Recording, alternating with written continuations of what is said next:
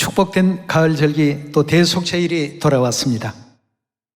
오늘 대속제일과 대속의 은혜라는 주제를 가지고 여러분과 함께 하나님 말씀 상고해 보도록 하겠습니다. 이 대속제일의 유래는 모세가 첫 번 십계명을 받아 가지고 내려올 때 이스라엘 백성들이 금송아지 우상을 숭배했던 적이 있었습니다. 가지고 왔던 십계명의 그 돌비를 산 아래로 던져서 깨트리게 됨으로 말미암아 그날에 3,000명이나 되는 많은 사람이 또 그 죽임을 당하게 되는 그런 불행한 일들이 그 이스라엘 진중에서 일어나게 된 것이죠. 금송아지 우상을 숭배하고 하나님 그 가르침에 가장 첫째 되는 계명부터 위반하는 이러한 그 일들이 벌어지게 되었습니다. 백성들은 다시금 하나님의 뜻을 모세를 통해서 또 듣게 되었고 자신들의 어떤 죄가 무엇이며 허물이 무엇인지를 올바르게 또 이해하면서 하나님께 자신들의 그 모든 죄와 허물들을 용서해 주시기를 간구를 했습니다. 그래서 하나님께서 이스라엘 백성들의 죄를 사하시는 의미에서 두 번째 십계명을 또 주시기로 또 작정하시고 또 시내산에 모세로 하여금 올라오게 했습니다. 그날이 성력 6월 1일이 되겠습니다.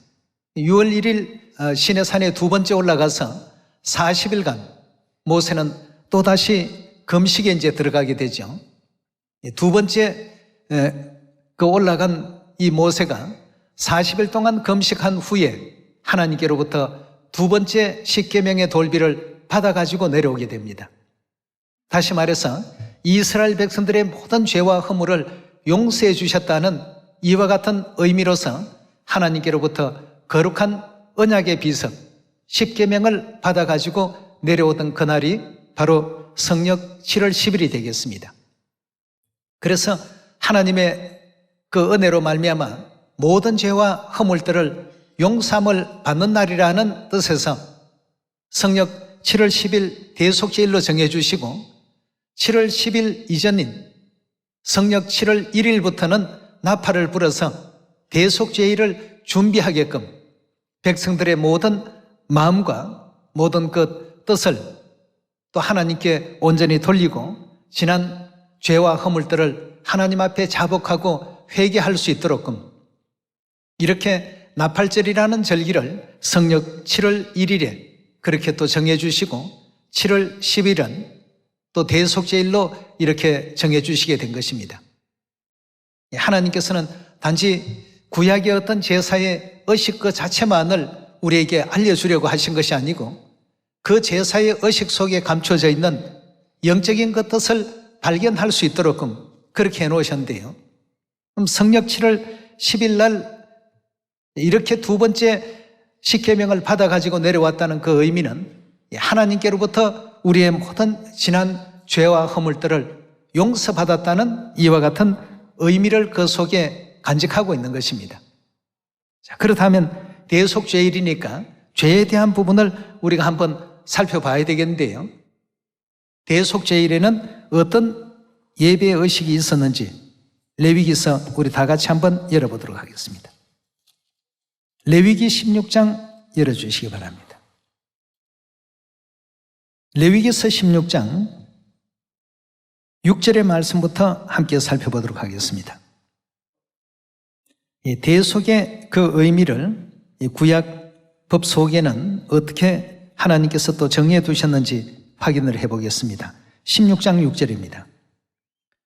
아론은 자기를 위한 속죄제 수송아지를 드리되 자기와 권속을 위하여 속죄하고 또 그 두 염소를 취하여 회막문 여호와 앞에 두고 두 염소를 위하여 제비를 뽑되 한 제비는 여호와를 위하고 한 제비는 아사셀을 위하여 할지며 아론은 여호와를 위하여 제비 뽑은 염소를 속죄제로 드리고 아사셀을 위하여 제비 뽑은 염소는 산대로 여호와 앞에 두었다가 그것으로 속죄하고 아사셀을 위하여 광야로 보낼지니라. 구약의 그 대속제일의 예배의 그 의식을 바라보게 되면 제사장들을 위해서는 송아지를 잡고 또 백성들을 위해서는 두 염소를 취하게 되는데 한 염소는 여호와께 드리는 속죄제 염소로서 제비를 뽑고 한 염소는 그 죄의 짐을 다 짊어져야 될 그 죄의 원흉인 사단을 이제 표상하는 아사셀을 위하여 제비를 뽑게 되었습니다. 이렇게 해서 하나는 여호와를 위한 속죄제 염소로, 하나는 아사셀을 위한 이와 같은 염소로, 이렇게 이제 두 염소를 제비 뽑는다고 했습니다. 그럼 제비 뽑아서 어떻게 했는지 계속해서 말씀을 살펴보도록 하겠습니다. 20절로 넘어갑니다.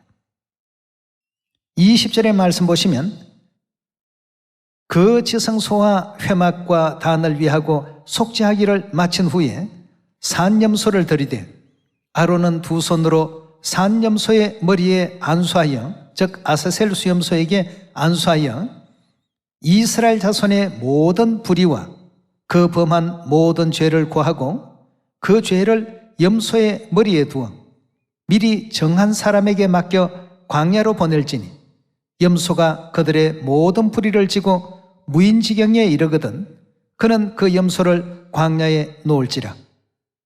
광야에 이제 놓아 보내게 되면 먹을 양식도 없고 먹을 풀도 없고 이렇게 이제 유리하다가 결국 그 아사셀 염소는 광야에서 이제 죽게 되는 지경에 이르게 되는 것입니다. 그럼 이런 모든 절차를 하나님께서 무엇 때문에 그렇게 정해 놓으시는지를 잘 우리가 이해해야 되겠습니다. 그 죄가 바로 이렇게 대속이 되고 사멸이 되는 것이 아니라 백성이 죄를 짓게 되면 항상 이스라엘 백성들은 양이나 염소를 끌고 와서 자기의 죄를 제사장에게 고하게 되고 자기의 그 죄를 누구에게 넘깁니까? 그 짐승에게 넘깁니다. 자신이 죽어야 될, 자신이 치러야 될 어떤 죄값을 짐승에게 전가시키는 제도가 있었습니다. 구약의 하나님께서 제사의식을 그렇게 만드신 데에는 다 의미가 있고 뜻이 있는 것이죠. 양이나 염소에게 죄를 전가하게 되면 그 양이나 염소는 죽어야지만 결국 모든 죄가 이제 없어지게 되는 그러한 입장이 됩니다. 그럼 금방 그 죄가 없어지는 것도 아니고 양이나 염소에게 전가되었던 그 죄는 1년 동안 어디에 머무르게 되느냐 하면 성소에 머무르게 됩니다. 성소에 제단 뿔이나 이런 데 발라두었던 그 짐승의 그 피가 온전히 속해지고 완전히 다 소멸되는 이와 같은 날은 바로 오늘 이 대속제일이 되겠습니다. 임시 죄에 대한 대속은 이루어졌지만 완전한 죄의 대속은 반드시 대속제일이어야만 이루어질 수 있는 그러한 내용으로서 하나님께서 구약시대 모세 율법 가운데 제사의 제도를 그렇게 만들어 놓으셨습니다. 그럼 대속제일을 통해서 제사장이 반드시 어디에 다녀오셔야 죄가 소멸되느냐 하면 지성소를 반드시 다녀와야 됩니다.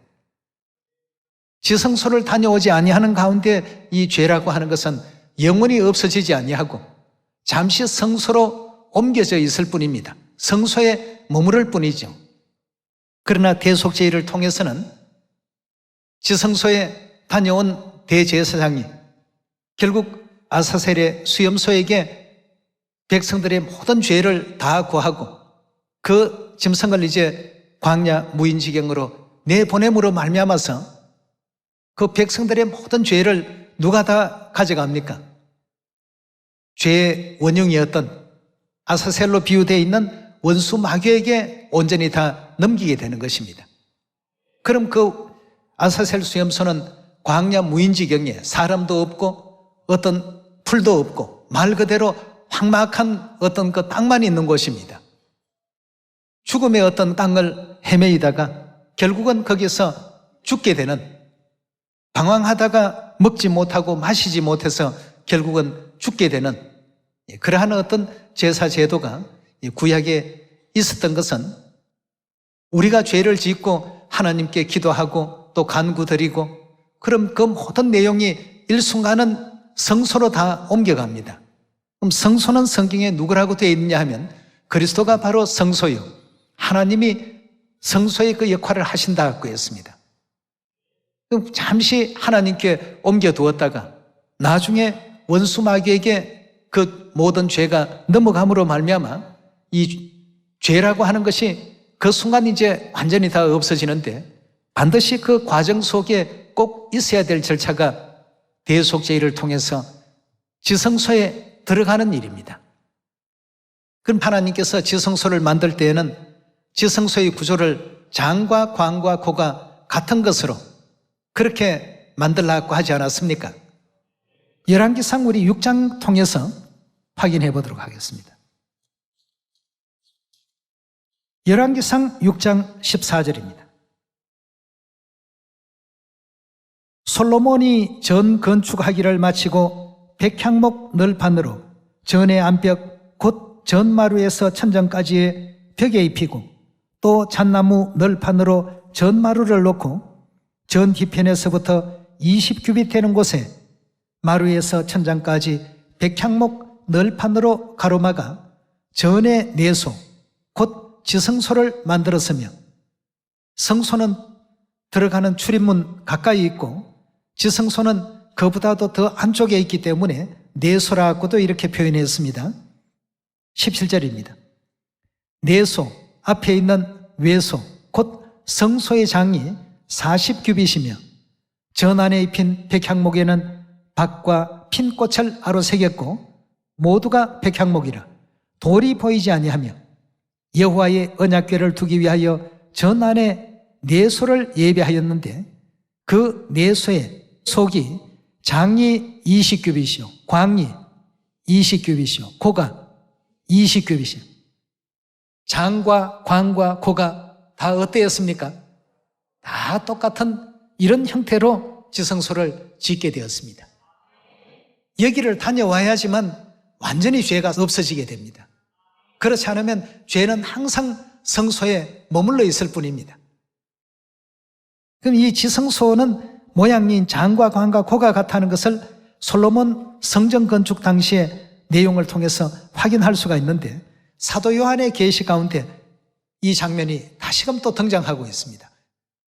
요한계시록 우리 21장을 열어보도록 하겠습니다.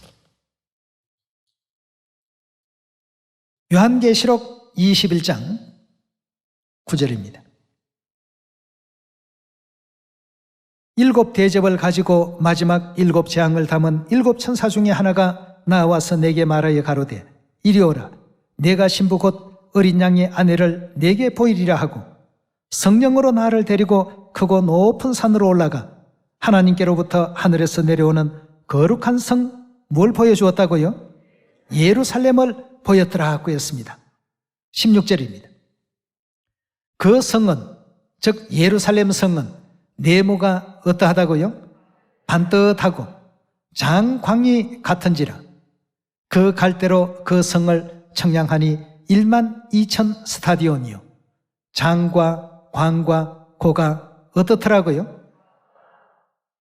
계시록 21장에 보면 하늘에서 내려오는 거룩한 성 예루살렘이 어떤 모습을 취하고 있습니까?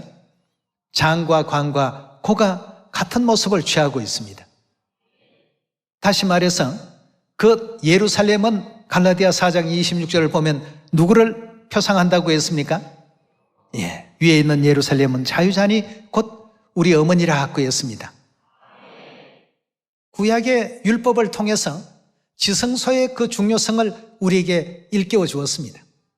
1년에 딱 한 번 들어가는 그 지성소인데 거기를 들어가지 않고서는 백성들의 모든 죄가 결단코 온전히 사멸될 수 없었던 이치와 마찬가지로 예루살렘 우리 하늘어머니에 대한 믿음을 온전히 우리가 갖지 못한다면 완전한 죄사함에 나아갈 수 없다는 사실을 우리에게 또 일깨워주고 계십니다. 결국 어머니 하나님의 어떤 존재가 온전히 다 나타나기 이전까지는 죄의 완전한 소멸이라는 것은 존재할 수가 없습니다. 우리가 대제사장이 지성소에 평소에도 아무 때라도 들어가고 나오고 할 수도 있지 않았겠는가 생각할 수도 있겠습니다만 하나님께서는 그렇게 정하시질 않았습니다. 딱 이 대속죄일 외에는 허락지를 않았습니다. 반드시 대제사장이 1년에 지성소는 딱 한 번 들어갈 수 있는 장소입니다.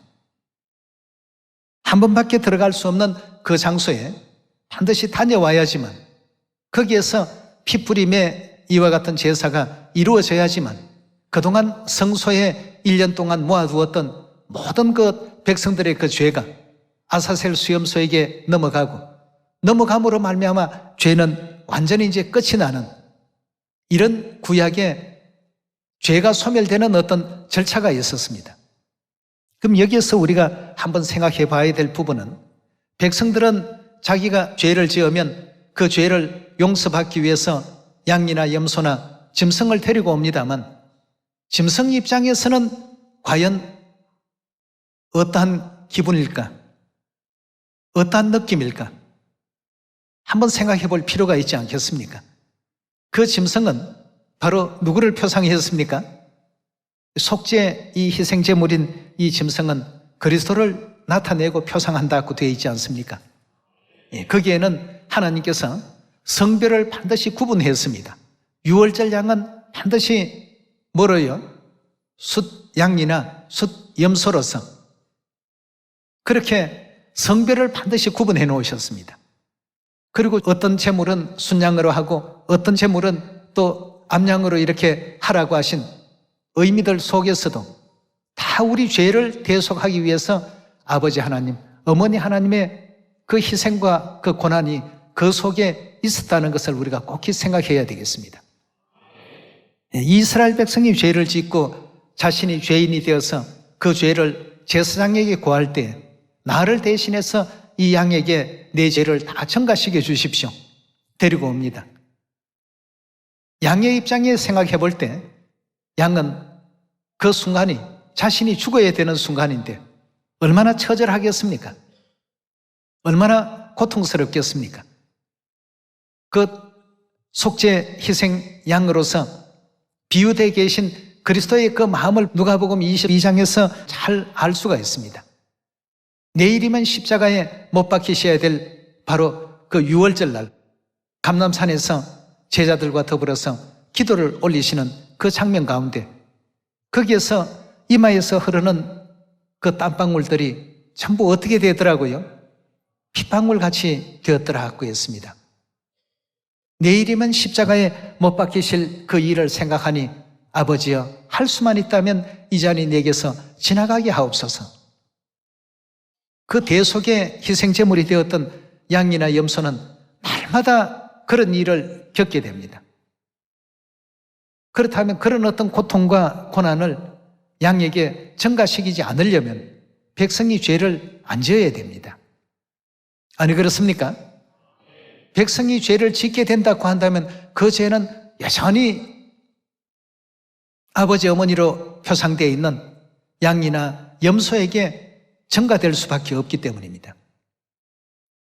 그래서 이제는 이 대속죄를 통해서 지난 모든 죄와 허물들이 온전히 다 속해지게 된다면 우리는 우리의 어떤 그 죄가 유월절로 새 언약으로 또 이 진리 안에서 아버지 어머님께 기도와 간구 올림으로써 이게 다 소멸됐다 하고 늘 이렇게 죄를 짓고 또 기도하고 죄를 짓고 또 기도하고 이러기보다는 이렇게 됨으로 말미암아서 대신 속죄의 어떤 희생제물이 되시고 대속제물이 되시는 아버지의 마음은 어떠하며 어머니의 마음이 어떠한지 한번 살펴봐야 되겠습니다.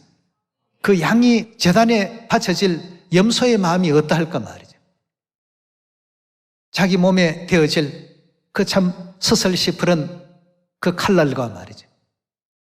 도살장에 끌려가는 어린 양같이 정말 어찌할 바를 모릅니다. 가고 싶지 않은 그 길을 가야 되거든요. 이래서 하나님께서 이제 다시는 죄와 연루되지 말고 또 죄에 속하지 말고 죄의 종로로 타지 말라. 늘 우리에게 그런 것을 또 간절히 또 당부하시고 부탁해 오셨습니다. 예.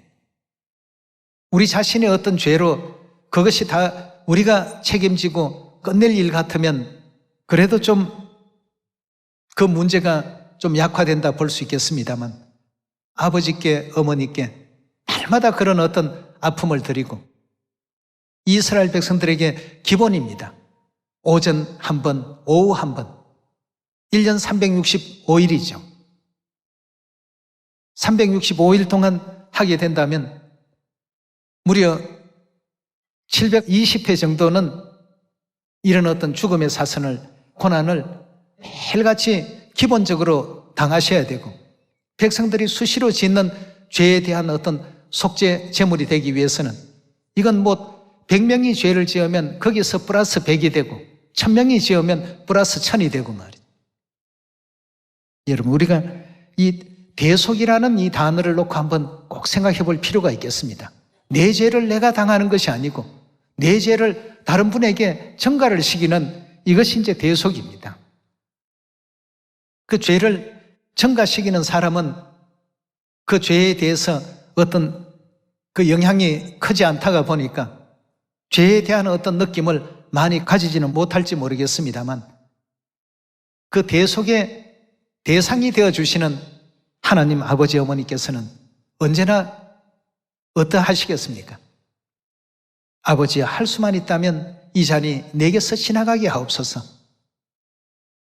그 흐르는 땀방울들이 얼마나 간절했으면 핏방울이 되어서 그렇게 이마에서부터 떨어져 내렸겠는가를 우리가 생각해 바라보게 된다면 대속이라는 이 단어를 가지고 나한테 직접적인 어떤 느낌이 없고 나한테 직접적인 아픔이나 고통이 없기 때문에 그걸 가벼이 여기는 우리가 되어서는 안 되겠습니다. 또한 더불어서 모세 시대로부터 그리스도의 시대까지 1500년이라는 장관 세월 동안에 이 역사가 반복적으로 이루어졌다는 걸 생각해 보십시오. 그렇게 해서 만들어진 것이 바로 새 언약의 제도입니다. 그런 수많은 아픔을 대가로 지불하고 만들어진 것이 새 언약의 제도 아니겠습니까? 우리 새 언약의 진리 안에서 절기나 안식일 또 모든 하나님의 율례와 규례와 법도 어느 것 하나 소중하지 않는 것이 없습니다. 하나님의 이런 아픔 속에 또 만들어져서 우리 자녀들에게 전해주기 위해서 애쓰신 하늘 부모님의 그 가히 없는 사랑과 그 희생과 그 헌신과 이 모든 것을 잊지 않는 우리가 꼭 되셔야 되겠습니다. 늘 절기를 당하면 그런 어떤 부분이 생각나기 때문에 오늘 대속죄일과 더불어서 대속의 크신 은혜에 우리가 또 범사에 감사하면서 다시는 죄에 연루되지 않고 또 죄 짓지 않는 항상 하나님의 가르침대로 또 빛이 되고 이 세상을 정화하는 소금의 어떤 역할로서 하나님의 그 길을 따라가리라 항상 생각하고 각오할 줄 아는 우리 모두가 반드시 되셔야 되겠습니다. 오늘 죄 사해지는 그 과정 가운데 대속의 입장에 서신 아버지 어머니 그 마음도 우리 자녀들이 다시 한번 마음 가운데 되새기면서 하나님의 은혜를 항상 감사히 여기고 또 충성되이 맡겨주신 복음 사명도 완수해야 되겠습니다. 이 땅에 왜 전도를 해야 될까? 전도라고 하는 것은 나 아닌 다른 죄인을 회개시키는 그것이 하나님 앞에 회개했다는 표현이라고 볼 수 있겠습니다. 그래서 사마리아 땅끝까지 이 복음을 모든 사람들에게 들려주고 오라고 하신 것입니다.